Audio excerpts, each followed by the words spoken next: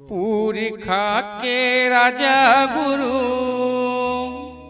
बालक दास गोसाई सतनामी अंगा सतनामी भाई।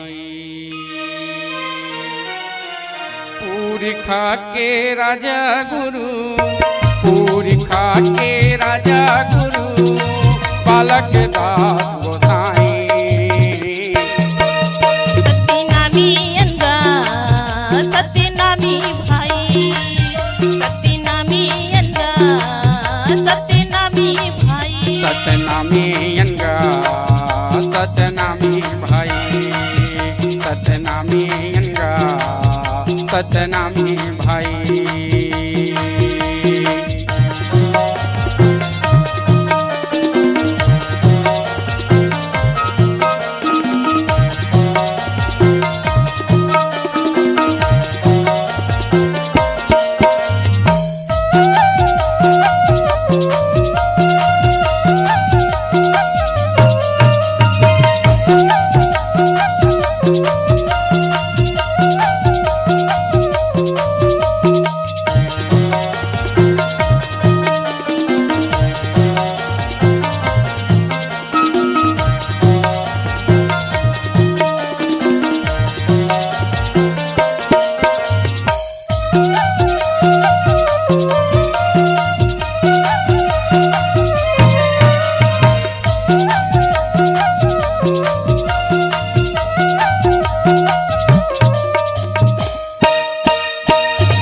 गुरु घासी के बेटा दुलरवा जबड़ है तोर छाती छाती छाती।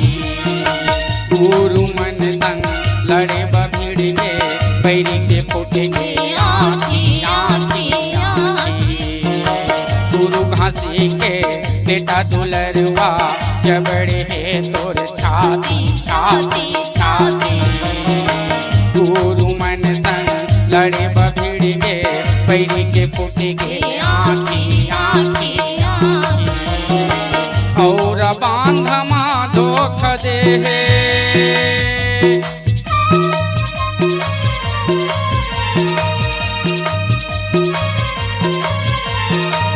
और बांधमा धोख दे बैरी तरह जो धाई। सतनामी अंगा सतनामी भाई सतनामी अंगा सतनामी भाई सतनामी अंगा सतनामी भाई सतनामी अंगा सतनामी भाई।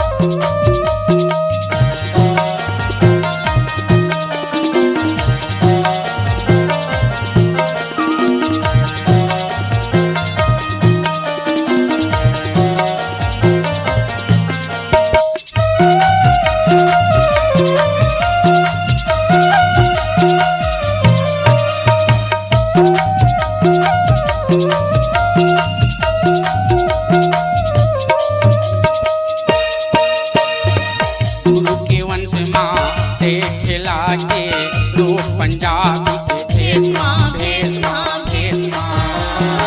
सत्य नाम के लहर बगरे गाँव शहर और देश माँ देश माँ देश माँ। गुरु के वंश माँ खिला के रूप पंजाबी के भेष माँ भेष माँ भेष माँ। सत्य नाम के लहर बगरे गाँव शहर और देश माँ देश माँ देश माँ। मोह माया माता हूँ भुलाए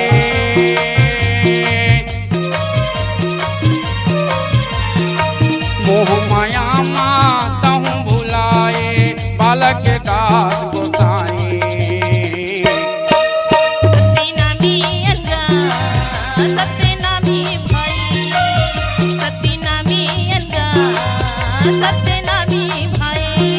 पूरी खा के राजा रहीन, पूरी खा के राजा रहीन, गुरु बालक दास गोसाई।